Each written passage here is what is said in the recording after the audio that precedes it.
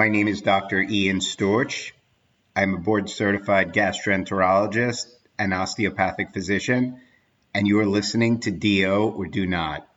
If you are interested in joining our team or have suggestions or comments, please contact us at doordonotpodcast.com. Share our link with your friends and like us on Apple Podcasts, Facebook, Twitter, and Instagram. We hope you enjoy this episode. Hi, my name is Madli Vahtra. I am a third-year osteopathic medical student, and you are listening to Do or Do Not. On today's episode, my colleague Tiffany Carlson and I will be speaking with Dr. Teresa Hubka, a DO practicing obstetrics and gynecology in Chicago.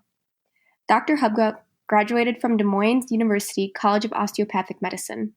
She completed an internship year in New Jersey at the Atlantic City Medical Center and a residency in OBGYN at Mercy Hospital and Medical Center in Chicago.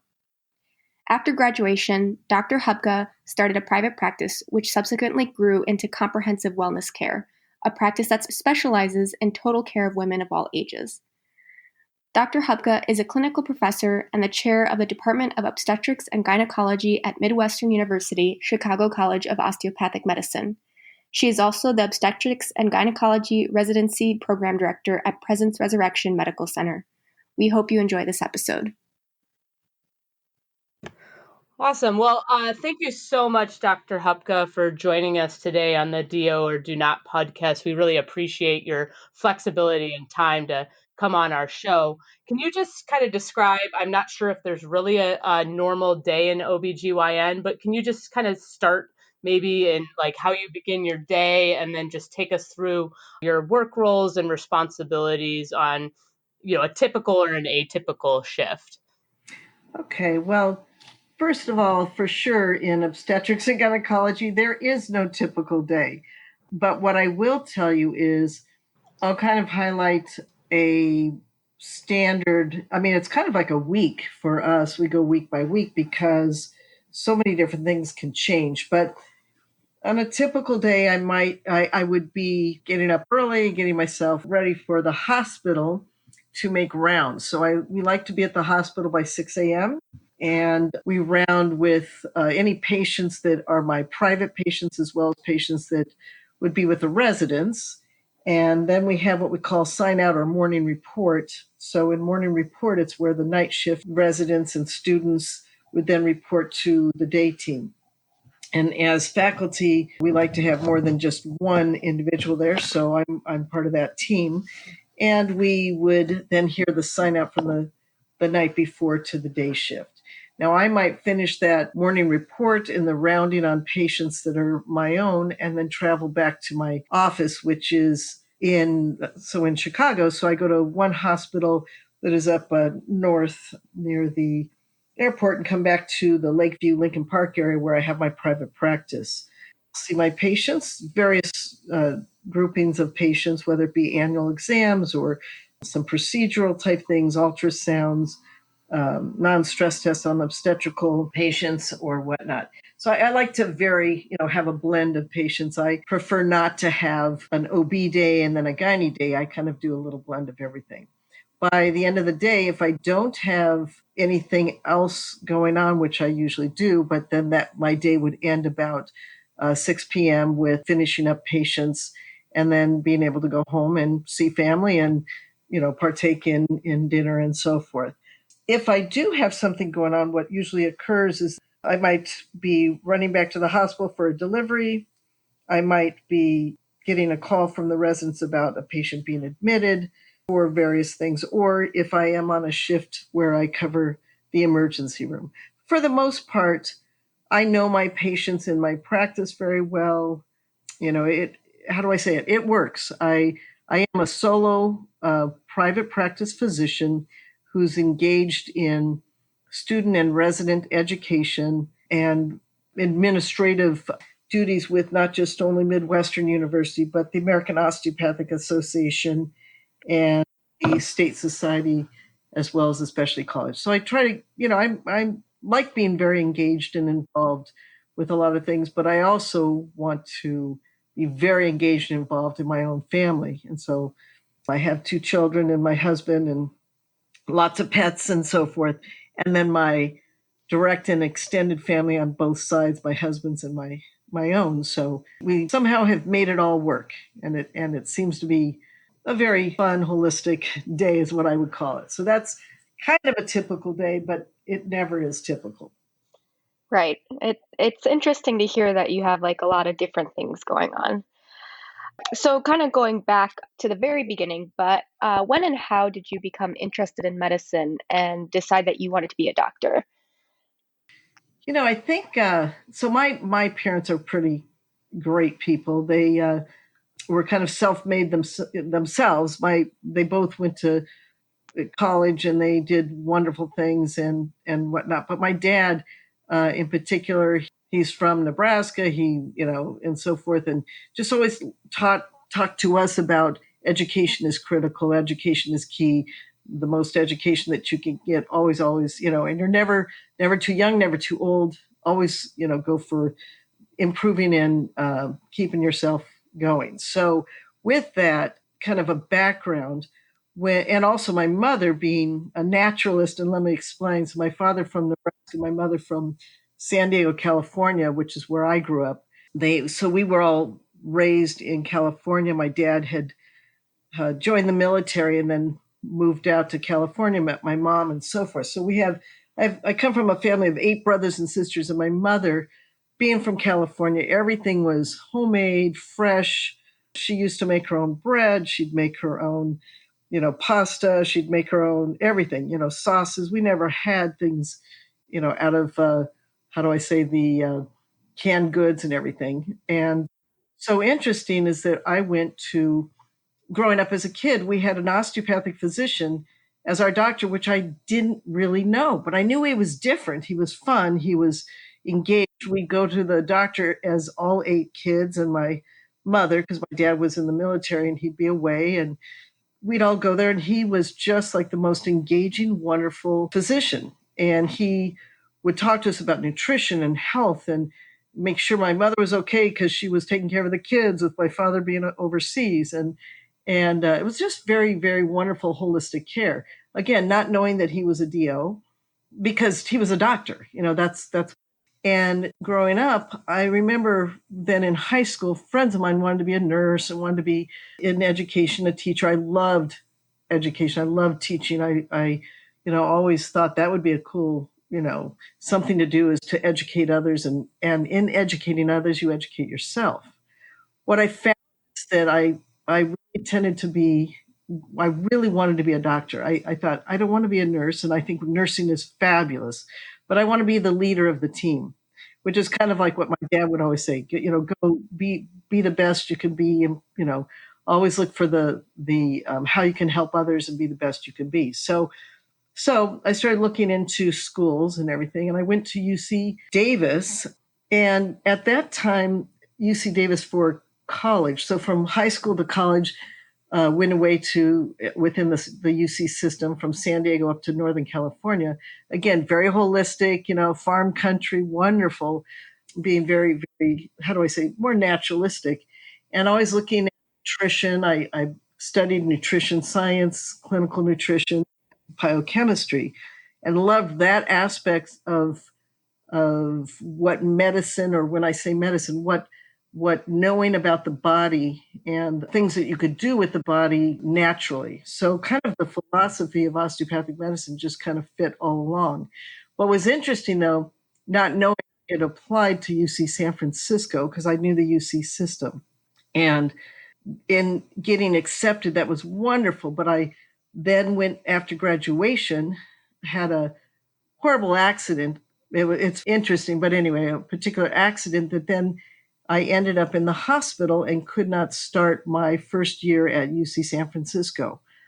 UC San Francisco would not hold the spot, which was interesting, and they just told me to reapply the next year. So that was kind of very disappointing. And I thought, wow, why would they not hold this spot? So from there, I went on to get my master's degree and did it in biochemistry and clinical nutrition and education. So I was teaching, and I taught at the school in California, the osteopathic school in California, which is funny. and I taught them biochemistry and clinical nutrition. And that's when I thought, again, I want to be the doctor. I want to be more than, not more, but I mean, I'm just saying I wanted to be the physician. I wanted to be the doctor. So I met a physician, Lee Rice, who then he's a DO, and he encouraged me to apply to osteopathic school. And I remember being very open, saying, "Yeah, again, not knowing." And then I found out that my own physician was a DO. That all my life, from that accident, the doctors that helped me at UCLA were DOs, and it was funny. California is filled with DOs, but again, doing various things and various offerings. So that's how I applied to, again, various schools, still doing both osteopathic and allopathic schools, Baylor University, Duke University, George Washington in DC, and all this stuff. But what I found was what really felt good was when I interviewed at the osteopathic schools, there was more interest in who I was and what I wanted to do, and kind of like the practice that I wanted. And so anyway, I ended up at Des Moines University, loved it, and have not looked back ever since. No struggles or anything with being a DO. So anyway, I'm very proud to be a DO and feel like the path was interesting, but certainly the right path for me. So you mentioned going to UC Davis. It's a big ag school in California. Actually, my great-grandfather won an FFA competition there for poultry. So it's kind of near and dear to my heart. But can you just kind of talk about your experience in the nutrition science and then your teaching experience and how that's informed you? Because it wasn't in undergraduate that you rediscovered osteopathic school, but you were doing some of the holistic things like diet and teaching people to be in charge of their health. Right. Well, in fact, what was interesting is that I certainly was so fascinated based on my background with my family, my mother, doing everything very holistic and natural. And I am a vegan from the get-go, and now, but have since become a vegetarian to incorporating some, dairy products. So anyway, so I'm a vegetarian, never ever have eaten any animal products other than dairy. With that being said, my mother way back when said, well, in order for you to do this and be healthy, and again, it was the DO or the osteopathic doctor that said, kind of like leave her alone as a kid. She can do it. She can be healthy as a vegetarian or as a vegan back then. And my mother said, well, you have to read about it and you have to kind of prove it to us. My father being a farm boy, right? Who, meat, potatoes, and, all those wonderful vegetables and things like that. So anyway, at UC Davis, yeah, I was, studying everything I could about clinical nutrition or I should say basic nutrition, just that. And with biochemistry, to me, that was fascinating how you actually had the biology of the body, the biochemical science of food, and put that all together and how you could make someone healthy or by what we eat not healthy. And then I like to incorporate fitness and movement and all of those things. So kind of pulling all that together. When I finished, like I said, I went to UCLA and I wrote a grant to help teach students or kids.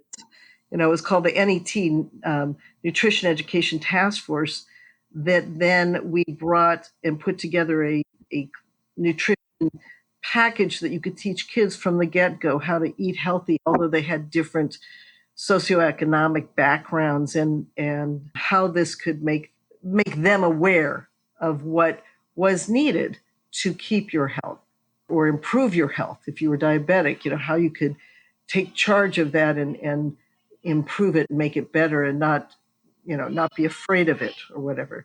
So little by little, learning that through college and then into grad school, and still always thinking about how can I apply this. I mean, I love to teach it. Now I really want to apply it. And so I went to an away program at Bridgeport, Connecticut, where I did my research in food allergies and learned a lot about celiac disease and so forth. And it was kind of fun that I diagnosed. When I say diagnose, I was not a physician then, but as a registered dietitian and working in one of the school systems, I was able to identify for the assistant principal that he had what appeared clearly to me a gluten intolerance and was losing all this weight and was, getting very sick and everything.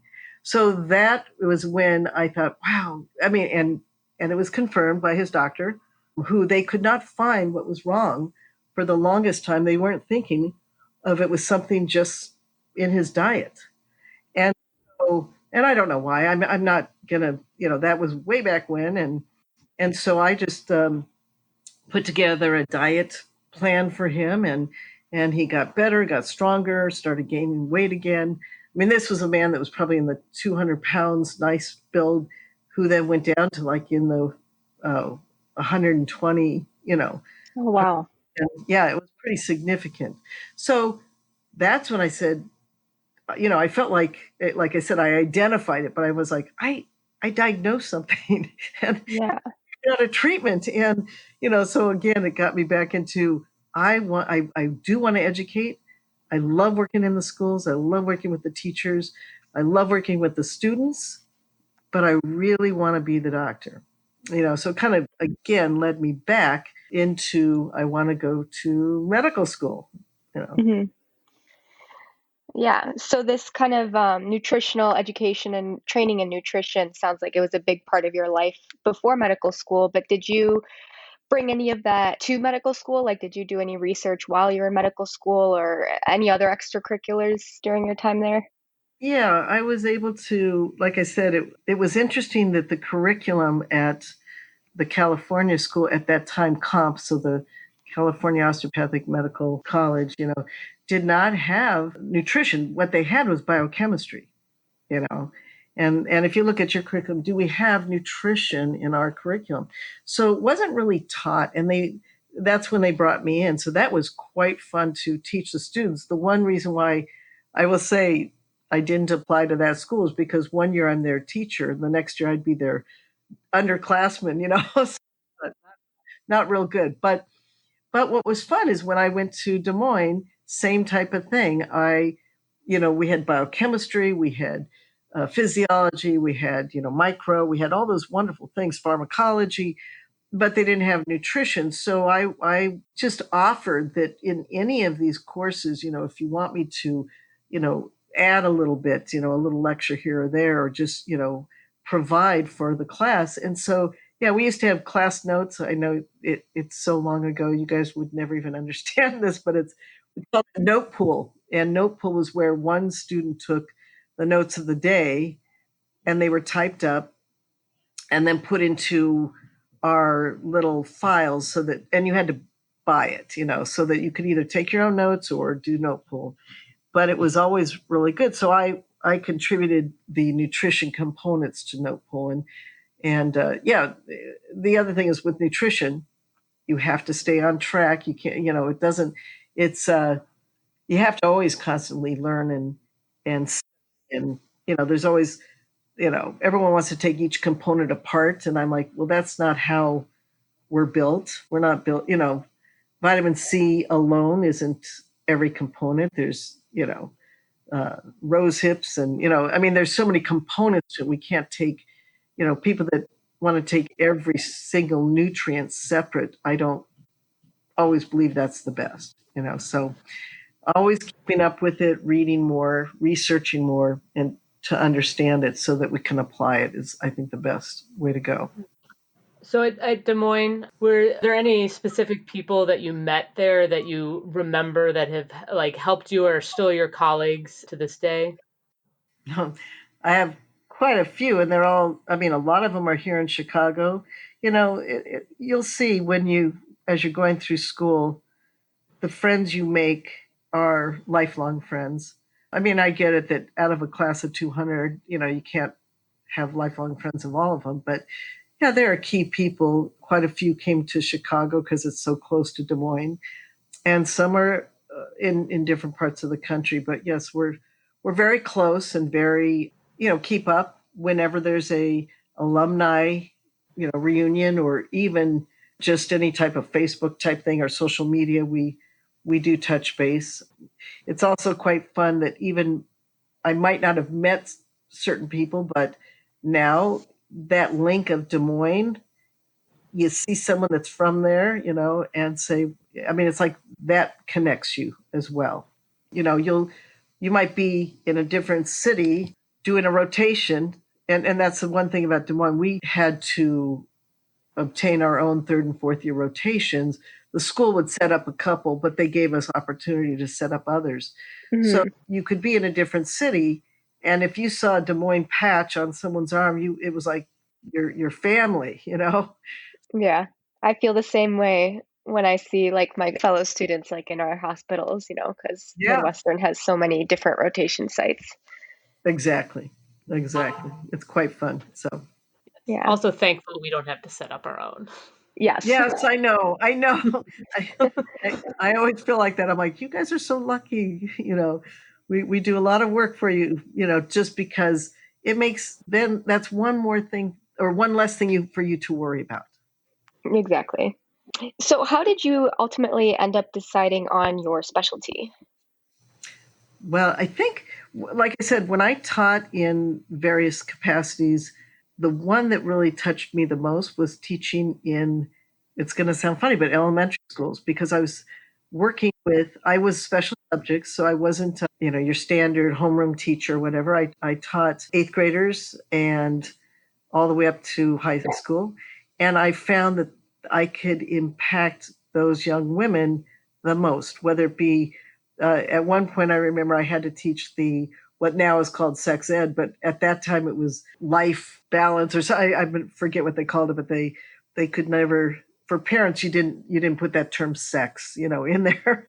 Anyway, so I'm teaching these courses, and I saw, these young women, young girls, very impressionable, and just trying to feel good about themselves, and or trying to figure out themselves and trying to fit in, and some didn't fit in, and some were the popular ones, and some were, just that kind of hierarchy that occurs in that time of life. And I thought, if there's any way that I can help impact them. And it was just so amazing, because years later I'd be in, a social setting, and I'd hear, they'd always call me Miss Hubka, and I'd hear, Miss Hubka, now I'm doing this or that. And I would just love it, because, or I remember your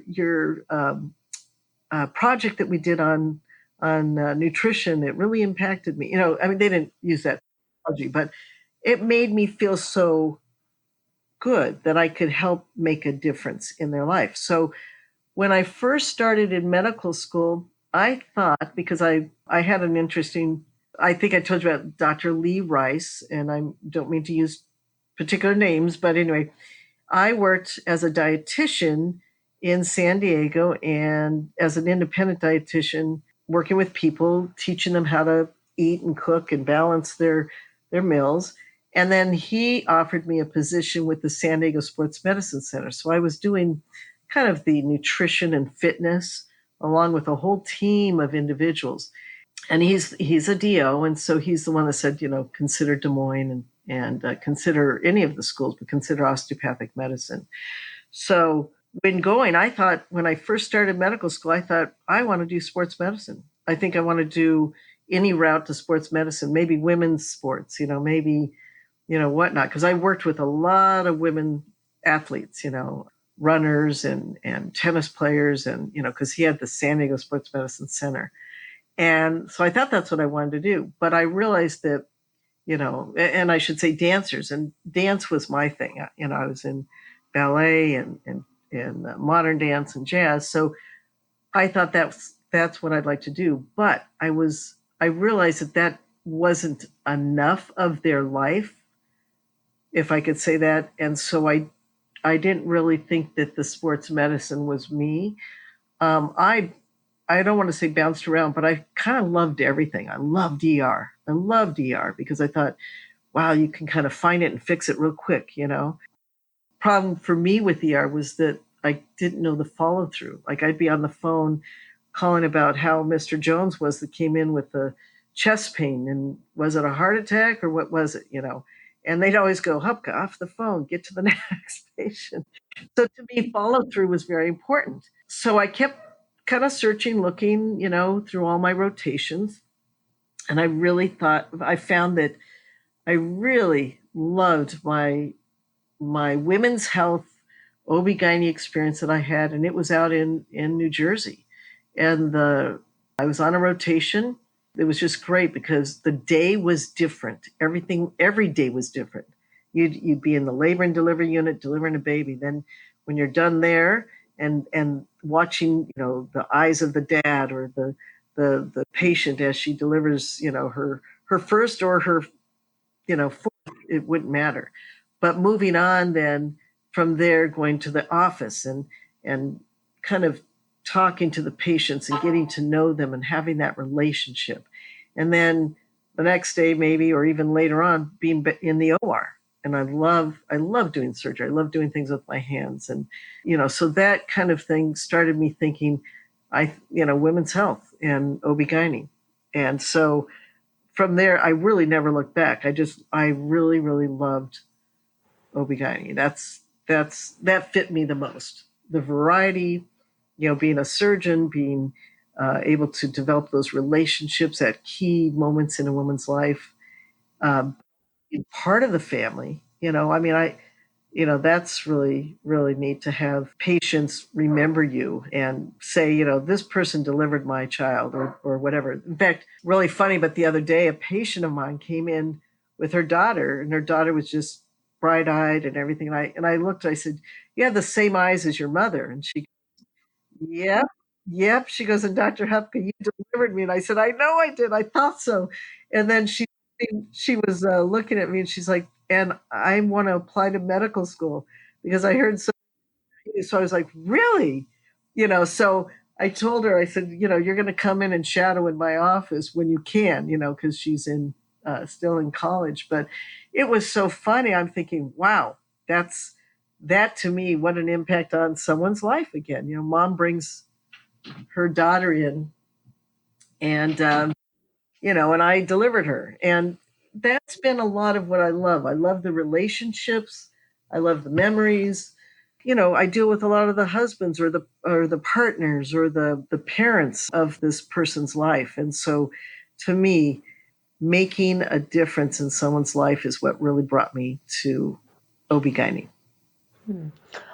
So you did a traditional osteopathic internship in New Jersey. Once you decided that OB-GYN was your specialty of choice, how did you go about applying to residencies, and how did you ultimately pick your program?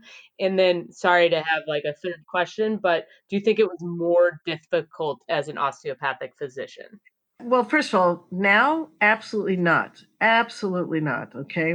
And my path was a very strange one. So I really I don't think anyone would have this path, but I'll tell you why. And it's going to sound strange, but because it's a full circle. So when I was at Des Moines, and in my time, we did the osteopathic internships, which I still think were so valuable to the growth of the doctor because it gave you that extra year to learn about everything and then make your decision. So I got my first internship. When I say first, my internship was literally, if you could believe this, was with Chicago Osteopathic. But it was 75 interns from all over the country were in this program. And I know one of your questions is big, small, and whatnot. I do like more intimate, small, personable programs. So 75 interns, I thought, I'm never going to know any of them if we're working hours and hours in a day. And I need that. I need that, So these are contracts the way it used to be when you went through the match, you matched and you signed a contract. Well, before I signed it, I questioned it. I talked to some friends of mine, and I talked to the American Osteopathic Association because that at the time was who held those contracts.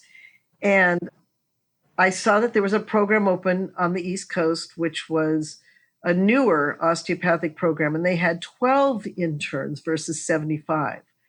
I contacted them. They said yes, they would take me. And so I had to get out of one offer, so did not sign the contract with Chicago Osteopathic. And I don't know if this is good to be known, but anyway, now that I think about it, this is public. But it's known. So when I called Chicago, it's hard. But I said I really would like to be able to go to this other program, and I had to get permission, and so they released me. Okay.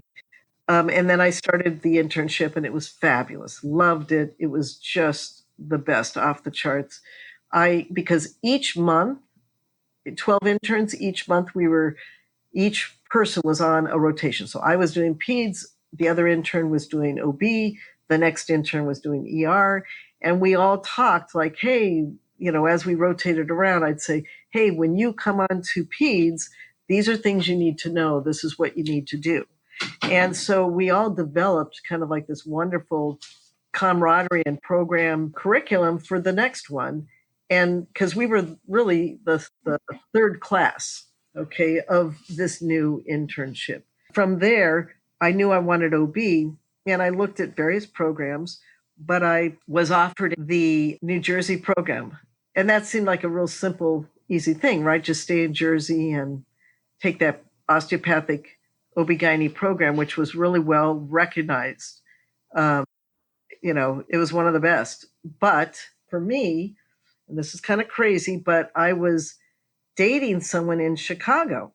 So I would have to do 4 years in New Jersey and keep, going back and forth, Chicago and so forth. So I then did the total opposite, which was went to the program there that offered me a position and said, and I didn't have anything in hand, whereas with the internship, I had the Jersey program in hand, and it was kind of easy to let go of the Chicago. So now I'm reversing it, and I'm saying to New Jersey, I thank you for your offer. Before I sign a contract, I think I want to look in Chicago. And they literally said to me, "You're foolish, because do you have a program?" And I said, "Well, I don't. And I know you're a stellar, phenomenal osteopathic program, truly one of the top 3 in the country, And at that time, it was Chicago, it was Botsford in Michigan, and then Jersey, and these were great programs, really excellent. But I turned them down and had nothing, because at that time there were 2 matches, right? There was the osteopathic match, and then there was allopathic or MD match. So I had nothing.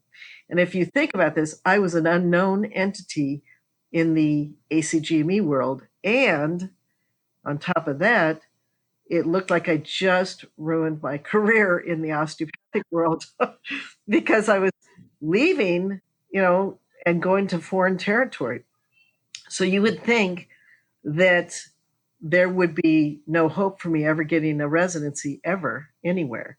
And, I thought I was going to be blackballed from the AOA, but, keeping ties and keeping, through my internship, I was still involved with what now would be considered like the BEL, the Bureau of Emerging Leaders. But, I was very engaged in AOA, as a student, as a resident, or intern, and as a resident. So here's what happens is they had asked me, so what's going on? And I said, why would you let go of this osteopathic residency for nothing? And I said, well, it was kind of funny, but, I said, well, I've got this boyfriend. And they're like, boyfriend? You mean he hasn't put a ring on it yet? Like it's not more official? And I'm like, I know, I just have to trust. I have to go with my heart, And they literally, it was very nice of them, because they literally said, this was like the godfather of OB-GYN was out there. I mean, these doctors were truly the lead of ACOOG and everything. It was New Jersey. And so I remember going, well, I guess I just hung up my career, but we'll see what I can do. And I just really kind of went forward and trusted. And I got an offer at UC Davis for a second year spot. That was fabulous, right? UC Davis, my alma mater. So talk about DO being any problems? Absolutely not. I mean, I had no problems back then as a DO applying back to my own alma mater, and they were going to recognize my internship and give me a second year spot. But that'd be even further from Chicago than New Jersey was. So I knew that wasn't going to be the right fit. And what I did was I came and interviewed at the time, Cook County was a good program here in Chicago. Michael Reese existed. It now doesn't. Mercy Hospital. And I literally just interviewed all through Chicago and got accepted to Mercy. And what felt good about Mercy is there was a DO in just about every year. And I was the DO in the first year class. So I did a year over. That's okay. I didn't mind. I wanted to be an OB-GYN, but I loved that Mercy, my chief resident was, a DO. And the third year, who then became the chief resident, was a DO. And what would I say, at that time, the second year class, no DOs, but very much aware of what DOs were. And then I was the DO in the first year class. So this program really knew the quality of DOs. And oddly enough, each and every year, the DO, I'm not saying that just because we were a DO, but we showed our leadership capabilities, which is what was so different about our training, is that we were trained to be leaders. And that's, because we engaged from the get-go in professional societies and professionalism. So that's what I think, was so wonderful about my training. And although it was ACGME, which back then we were not one, we were two systems. But what I did then is I went back to the AOA, and in my first year got the AOA to approve my training and got my two chiefs, meaning the fourth year chief and the third year eventual chief, I got their training approved by the AOA. So, and they are out in practice to this day in Chicago, and, fabulous doctors, but they are both AOA and ACGME approved. Wow. It sounds like you're surrounded by a lot of phenomenal DO physicians in your residency training. So I'm curious, what was your proudest moment during your education as a DO? Well, I would say that exactly that it's funny. So I was the chief when I became the chief resident. So now I'm a fourth year. That was great. And what I love is that then I was going to join the staff. Graduating, I was going to join the staff of Mercy Hospital. And it was quite funny is that they said, I had been on all their committees, because when you're a chief resident, you're invited to, the quality committee, the credentials committee, this committee, that. And so the one committee you have to sit in front of when you join a medical staff is the credentials committee. So I had to stand before them, and they looked at me and they said, oh, you're a DO. You can't be on the medical staff because our bylaws say that only MDs. And I remember just like batting my eyes like, what? I've been on these committees. I've done this. I've done that. You have DOs throughout the entire medical staff if you don't know that. So I said, you're going to have to change the bylaws, right? Because that's the right thing to do, not just to turn it off, but to change it. And they did. So that's one proud moment, but that really isn't my proudest. I'm just saying that when you help people understand what they don't recognize or what they don't know. And so they had been accepting DOs for years as residents, as fellows, as on the, but for some reason my year, someone was like, let's open those bylaws, So that's one. I certainly proud was that all along I've been in leadership roles. And I think every DO has that opportunity because, like I said, we're trained to excel, to think as leaders. And so, yes, I was chief resident. I think in my last year as chief resident and transitioning into my first year as I was asked to be the assistant program director because you couldn't be a program director unless you were 5 years out in practice. So, but of Mercy Hospital's residency, that was cool because I learned so much, on how to run a program. But that year, I became the president of the Illinois Osteopathic Medical Society. And then just a couple of years after that, I became the first female to be the AOF, the foundation's president. They before Dr. Nichols became the AOA president. So I was the first female in a national position to become the president of a society like the American Osteopathic Foundation. And then the year after, Dr. Nichols became president of the AOA. So we're like, yes. But, then also becoming president of ACOG. So what I'm saying is proud moments are leadership roles for me where, I'm thinking to myself, I want to make a difference and I want to be a doctor. Okay. But I knew I didn't want to just be a doctor. And that's why I wanted to be a DO. and being a DO, there is no, I don't feel there's less of a chance. I feel there's more of a chance because you stand out. You're unique and you have added, how do I say, a full benefits. And so, but it's where you take it, right? It's what you do with it. So I think it's a plus. I like being, how do I say, a big fish in a small pond, but I also like having the ripples impact so many.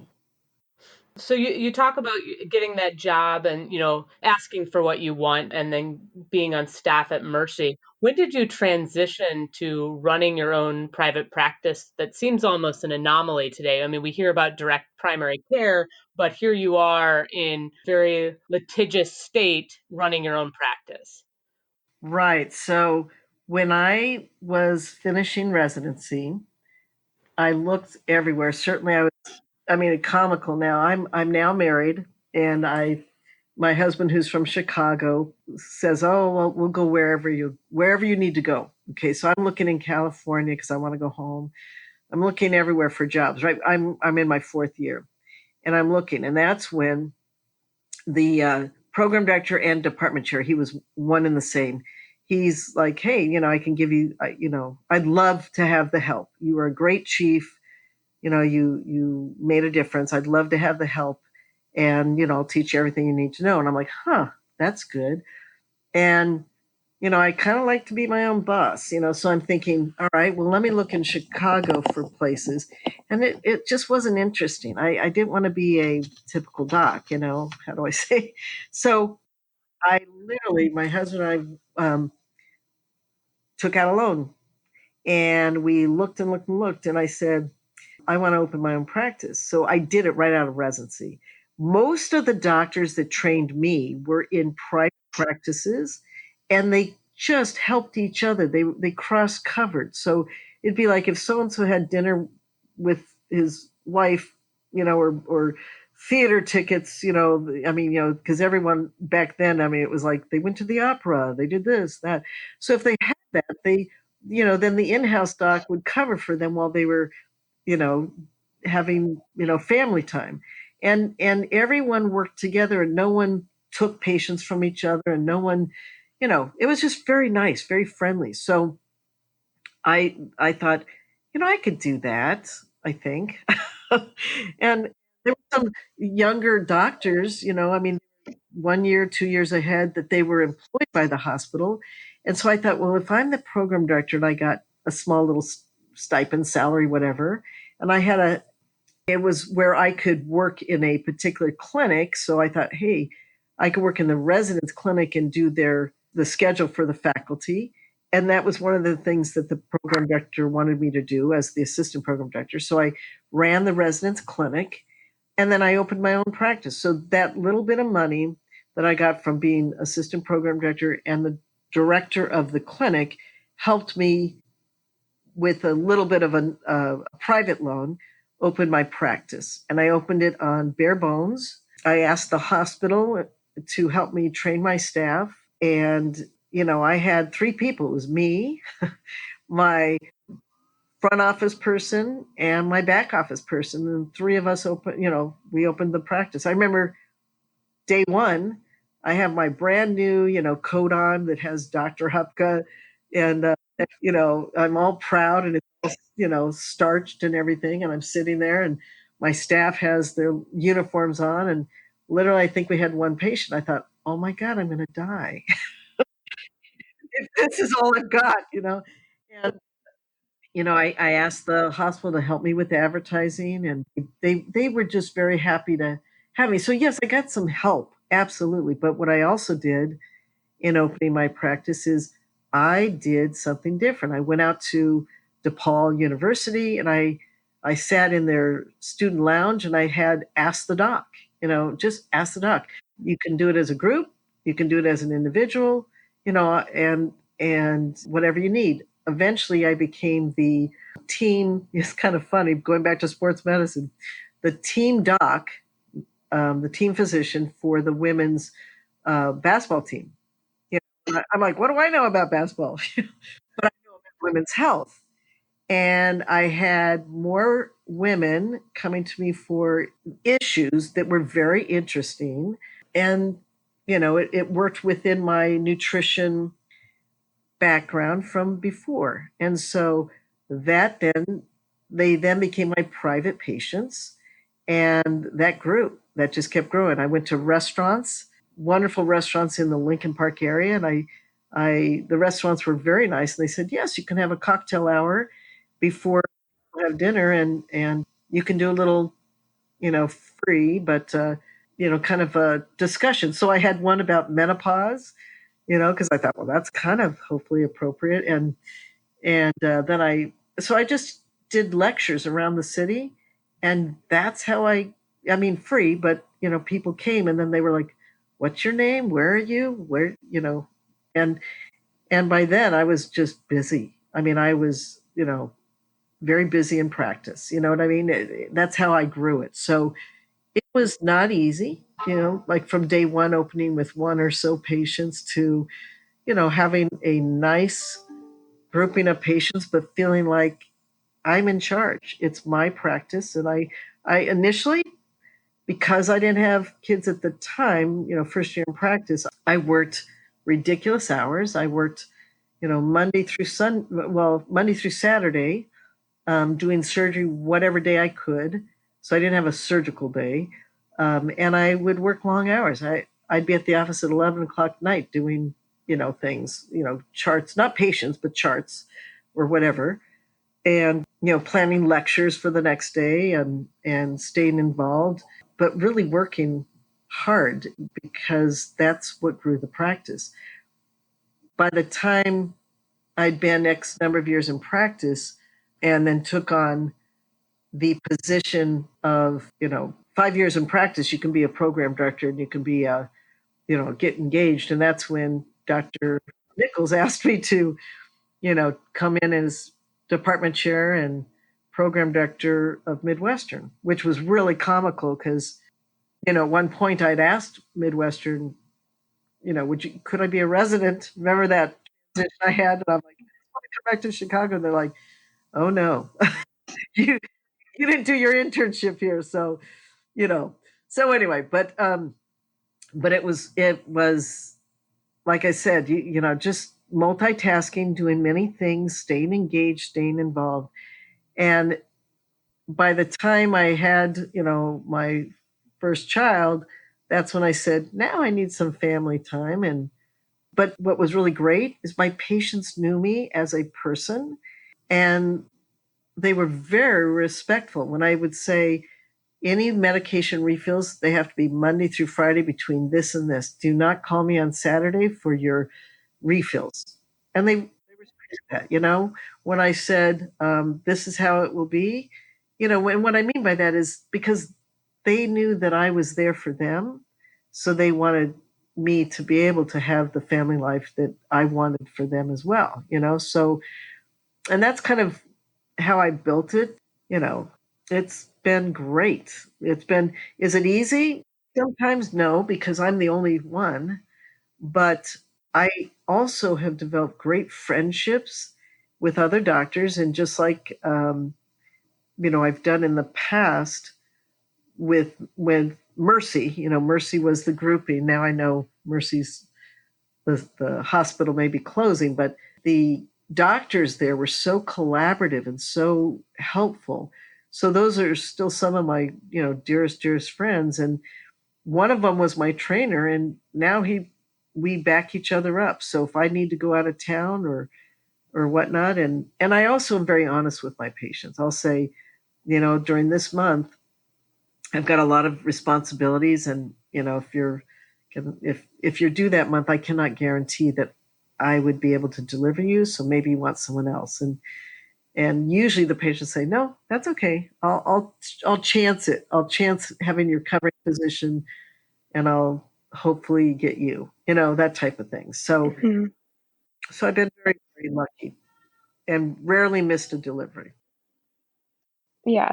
So I do kind of want to touch a little bit on that, like the fact that, we can't predict when babies come, and OB-GYN kind of has a reputation for a very difficult call and difficult schedule. Do you feel like that has gotten better over the years? And should this sway medical students who think of pursuing OB-GYN as their specialty?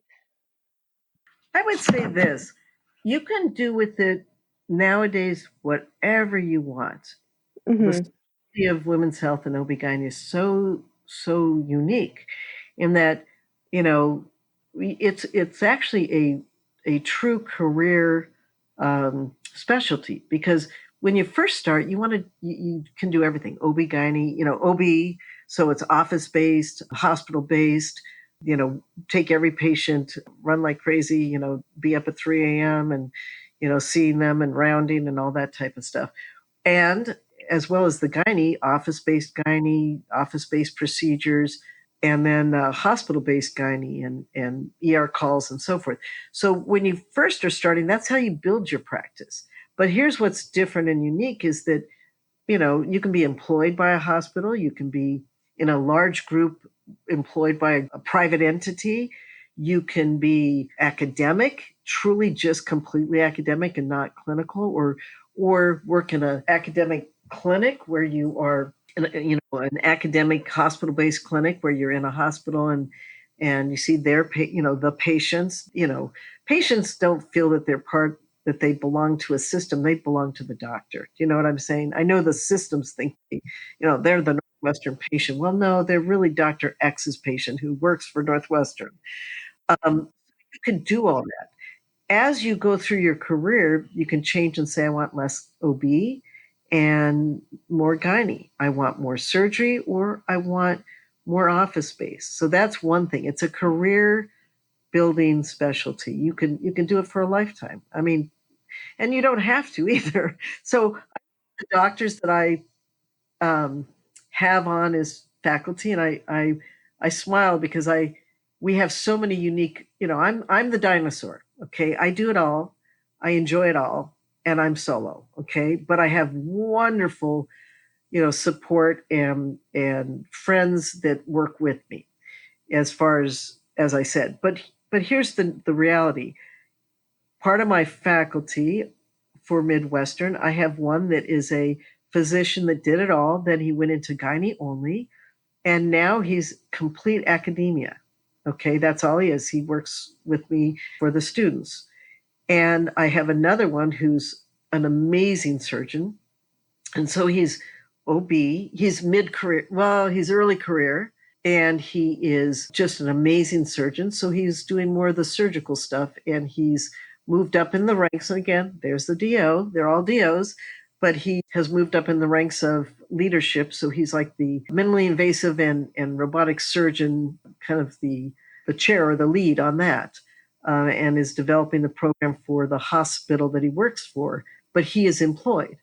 I have another one that is in a group practice who does OB-GYN, but he's in a group practice, gets his time off when he needs it.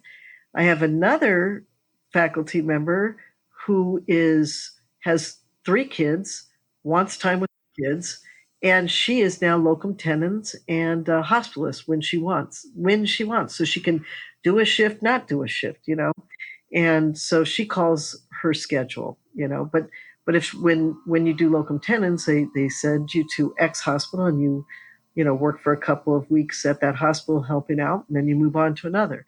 And that fits her. She's done practice for a little bit, and now she's doing this. Very, very happy, very, very, happy with her life. And then the other one that I'm thinking faculty wise was private solo practice. Actually came from where I trained. He was my chief resident, and he now just sold his practice and is employed until so he's more of the mid to late career, and he's got you'll meet him when you guys are in your 3rd year, but he has 10 children, so he's had a wonderful family life, but he, which is important to all of us, and yet he loves OB-GYN, and that's where he is in his career. So all of us do things very uniquely different, and that's what I think what's so beautiful about OB-GYN. You can do so many different things with it. It's not the standard, and it's what do you want and what phase of life are you in. So you mentioned a lot of things about leadership and some of your positions, and I know you mentioned Dr. Nichols, and she's actually has been on an earlier episode of our podcast. Can you talk about your leadership experience and then maybe put a short plug in for the Costin Institute? Oh gosh, yeah. The short. I love the Costin Institute. They're amazing. So wonderful Dr. Nichols from the get-go. She's a mentor of mine because it was Dr. Nichols.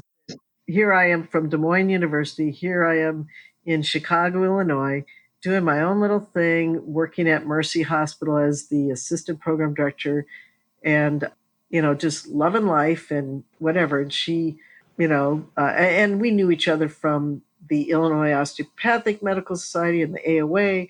But here she does. She knocks on my door and says, "Hey, what are you doing? How would you like to start working for Midwestern and for the Department of OB-GYN," which at the time, the department chair and program director, one person did both roles, residency program director and department chair. He was ill and also kind of paring down the program. And so she's like, "I'd like to build it again, and I'd like to, and I see opportunity, and how would you like this?" So that was, Karen, Dr. Nichols giving me the biggest opportunity of my life, because that's what I like to do. I like to build. So there you go. There's a leadership role she gave me. She just offered, and I'm like, well, let me check it out, because I'm in private practice. How am I going to do this with that? And, how do I do it all? And of course, I always say, ask a busy person if you need something to do, because they know how to multitask. So that's what I did, was just shift things around, do this or that. And then what do you know? I'm now department chair and program director of the residency, of which it was, it always was. It was one of the, like I said, the top 3 programs in the country. Michigan had one, Illinois had one, and Jersey. Those are the top 3. But we had many in the other states. It's just that those, so many in Michigan, many in Jersey, but the particular names were very stellar. Well, I was like, I get the chance to build this program. She gave me the opportunity, and I want to make it, put its face on the map again, because it was, well before me, it was, a top-notch program that was then declining. So that was the leadership role that just opened my, just gave me the pathway to do this. So what do you know is that I took that on. From there, though, I think, just like I said, staying involved with the AOA, staying involved with state association and the specialty college, that I moved up in those ranks with the AOF, and the mentors that brought me along. What I love is you then mentor others, so you keep it going. You keep your path going by helping others in that path. So again, working with ACOOG and becoming the president, moving up the ranks and becoming the president, and as I said, the state association, and staying engaged. So I think that with leadership, the most important thing is, I always say that I think our training as DOs is to remain active and involved with our profession, and keep your hands kind of widespread and open for opportunity. And that's how you get these leadership roles. It's because you're open and ready and have ideas, and that's what we all want, is just new ways to do things. And so I think opportunity came, and I was ready for it. So and I'm very thankful for the mentors that I've had, from my parents to certainly Dr. Nichols. And there was a DO OB-GYN way back when that has since passed, but she was such an amazing woman that could do it all, and that was Millicent T. Tamble, who taught me how to do OMT more, so much that she integrated it into her practice on a regular basis, which is the other thing that, I'm proud to be a DO. I'm proud to utilize the skills that we have, and make this a holistic, complete care to our patients. Mm-hmm. I'm going to switch gears here a little bit and ask some more personal questions, if that's okay. I know this can be a little awkward or difficult to talk about, but can I ask, how did you finance your medical education? And do you have any advice for current students regarding the cost of medical school and perhaps even residency, or living expenses in residency? Well, I knew that initially, my first year at Des Moines, it's odd, but I got a scholarship. And, I think about that now. I don't think people get scholarship. I mean, I'm not saying that I was unique. I'm saying that back then they gave scholarships to encourage people to come, or to not be afraid. And so I got a scholarship, but I remember I owned a business. I had my own nutrition, and I was a registered dietitian, and I owned my own business. So I sold my business, which I laugh because the amount was so nominal. But back then I was like, wow, that's a lot of money. um, so I thought, okay, that's the money I'm going to live on. And it wasn't much, but I realized, my big thing was I realized I didn't need a lot of what I used to have. I didn't need the big car. I didn't need, I just pared down, is what I'm saying. And I was living in Iowa versus California. So that was, now Chicago's different, you know. So it's difficult. And I would think that one, the national health, that's what I did. I also did the National Health Service loan and at Des Moines, unfortunately, in my era, we did have a big whoops. And what I mean by that is, so you get the scholarship the first year, and then they kind of don't give it to you in the next year, because now they need to give it to first years. So then, as I was moving up the ranks as student council president of Des Moines, I was like, oh my gosh, we got to help our students get loans, or people. So there was a bank called Valley National that just really, kind of killed us, because they gave us horrible rates. And it was a sham, but that's what happened to us.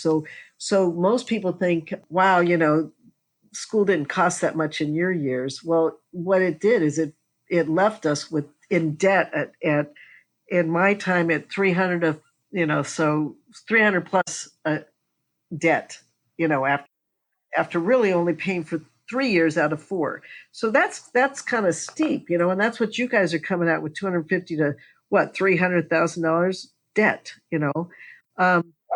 it's difficult. But I would say this, I know that there are ways, one, that you can help yourself through that with either the loans that then have to be repaid, but watch your interest, or, and I think back, my dad was military. I never went military, but God, there's nothing wrong with it. I mean, I think they get the best education, they get the residency spots that they need, and they don't have to, it's not a lifetime career unless you want it to be a lifetime career, but it is a wonderful training. So that's another option. I'm not saying everyone wants to be military, but also I think that trying to get, when I think about this, there are ways to piecemeal.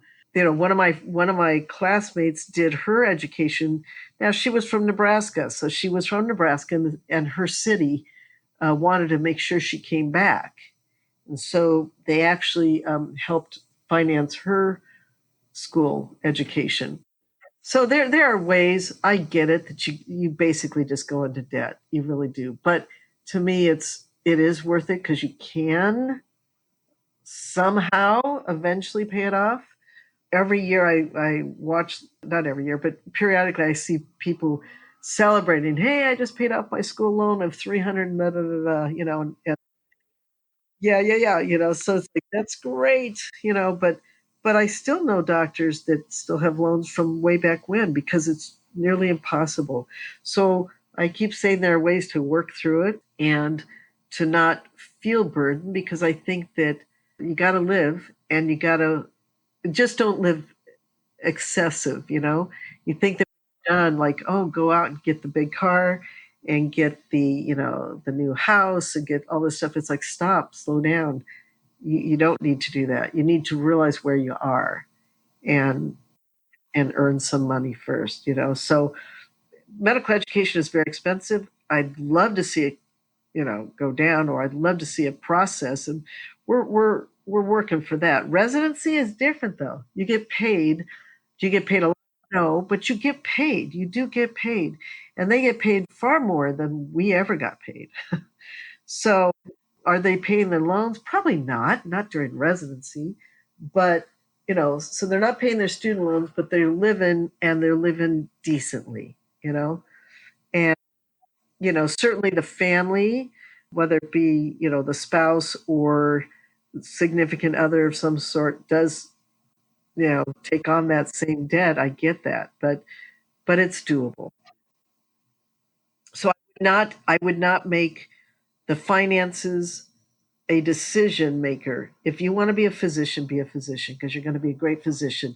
What I don't really enjoy is the people that don't know that they want to be a physician but get in because they're brilliant, but then they really don't have the heart, and now they've got the debt. So they can't not be the physician. They have to keep going.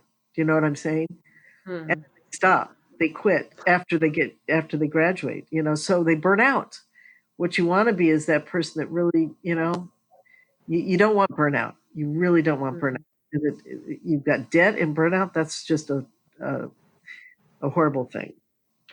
So you seem to be a superhero in your own right. You're a wife, a mother, a physician that owns her own practice. Can you just tell us, because you do have kids and kids love superheroes, can you tell us what your superpower is and how that's made you successful? Superpower. I'm going to say, I think it's my faith, my belief in God, and that I know it'll work. Whatever it is, it's going to happen. The right thing will come. I don't worry, because I have no time for worry and anxiety. I think that's, how do I say this? Because I know in this day and age, this is so almost impossible. But to think that I don't believe in worry. But what I'm trying to say is, the world is, and the universe is bigger than me, and I have a purpose, and I just have to find that purpose and make sure that I fulfill it. Because if I don't, then I'm not living to my full capacity. And so if I sit and worry, I'm wasting time. And to me, time is valuable. And so I want to use up all the hours and the time that I have to make, like I said, that impact on someone, on life, on society, on the profession, on our patients. So I don't have time for worry. So I guess I just have this energy that I want to keep doing and going and being there for my kids, and certainly watching them, strive and survive and do more than that, keep doing the best they can be. So, my father always said that whatever you believe you can achieve. And it's like the world is yours. Just take it on and do. But to sit and watch it go by, I don't have time for that. I do rest, you know, sit back and enjoy life. I'm not saying that I have to speed through it, but I'm saying I want to be part of it and not, you know, I want to help it happen and be really engaged and not just watch it happen. So, and again, I feel accomplished when I see my kids. Oh my gosh. My son just graduated from Miami of Ohio, and we had Aw, yeah, it was so congratulations. great. Yeah, thank you. It was so great. And he did a, double major. He did finance from the business school there and Chinese. And basically he's 8 years, he did 4 years in high school, 4 years in college. And so he's a scholar in Chinese. But what's so neat, Wow. he's such a easygoing kid, and he graduated during COVID. you Right. know, That's a challenge in and of itself. Yeah, it was a challenge, but he what I love is he's developed such good, strong, long-term friendships. And of that group, he's the leader again. And so I love when I see him leading his group, even in a very easygoing, relaxed way. And he's got Hmm. these lifelong friends that he's had since high school and grammar school, all the way in through college. And same thing with my daughter. She's just amazing. She's a dancer and she's really artistic, and she really knows her stuff. And she's in high school, but she is just doing really well. So I with them, I get so excited to see them do things and be the leaders. My husband, I think, I haven't even talked about him, but he's what makes it all happen because he's my support. If he wasn't tolerant of my overbounding energy and my ever, go, go, go, and let's do and whatever, he supports my practice style and that I like to be independent. It would be easy if I just would let someone hire, if I just got employed and, but he, so he's in business and finance and certainly helps keep an eye, because I certainly would do a lot for free. When you get those patients, I have the bleeding heart that, oh, it's okay, let me just help you here. He's like, we have to pay the light bills. So we're a good team, if you know what I mean. And that's what it is. I think it's having the environment around you support what you need to do to be, again, the best person you can be and certainly help others. And I just always think of the positive. It will things will be what they're meant to be. Who would have known, going way back to the early part of the story that I was telling you, who would have known that if I went to UC San Francisco, it would have been a whole different life for me. I mean, so what I thought was a oh no was actually the best thing ever. And when you see something go a different way than you think, there's a purpose for it. There's a reason for it, and be open to it. You know. So you know, I mean, that's all. I'm trying to think. I always think of find the positive out of what could be a negative. Right. So you may have just answered my last question for you, but what was the best piece of advice that you got through your education that you always think of and would pass on to other students? Oh, let's see. Piece of advice. Well, it's funny. I had a lot of challenges, and I think challenges are important because they make you question and think about how you can, either throw up your hands and give up or make a difference. And again, I think make a difference, make an impact, do something, be real. And so take on the challenges instead of letting them defeat you. I don't know that I was given that, as a comment, but I guess I would say that to a student, because right now, what are the challenges for students? There's so many: finances, work-life balance, right? Because you guys are working around the clock. You have families, you have lives, but you're working to learn to, and the students now, you all have, some of you did just come out of school, you know what I mean, college, right into, uh, I should say, into medical school, but a lot of us, because I didn't, but a lot of people, do other things, and so you have this full life, and then you are being a medical student and having to, as we said, take on the financial burden, but also the educational burden. And so I always say, just, one step at a time, take it slow, take a breath, and know that it will work out. But find that balance, because it's important to have that support and balance in order to keep you going. So I do think, you have to have time for nutrition and time for sleep and time for exercise and time for family and socialization, even in this COVID time.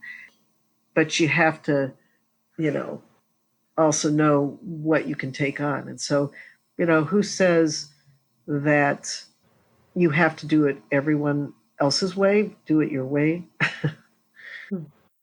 and try to make that impact and make that difference. Well, I guess the chairman of the board was right. I'll do it my way, or go my way. So thank you so much, Dr. Hubka. I know Madly and I have really enjoyed. Well, you gave us 80 minutes, which we so appreciate. I know that you've had a long weekend, so we just want to thank you so much, and we look forward to hearing this on air. And just this was just so awesome. And I know you mentioned like doing this for free, but it's so wonderful, and we hope that we can kind of pay it forward by helping other people in the profession in the future. Oh, that would be great. I think that this is such a cool thing. I loved the do not, or whatever. I think that, if you guys developed this, or whoever did, this is phenomenal, because I hope it's helpful. And I will say this: anything I can ever do, I think this is the greatest. Definitely pay it forward. Definitely, pass on the word. I think what we have, the gift we have to give others as osteopathic physicians, I see no barriers. I see opportunity galore, and it's what we want to do with it. But we could take it so many different ways, and that's what's so cool about it. This concludes our episode of Do or Do Not. Send all inquiries, comments, suggestions, and even let us know if there's someone you want us to interview to doordonotpodcast@gmail.com. Don't forget to like us on Facebook at Do or Do Not Podcast for updates. If you enjoyed our podcast, please share it with your classmates and administration. We have plenty of more interviews lined up, and we're excited to share them with you. This is Tian Yu Shea. Thank you guys so much for listening to Do or Do Not.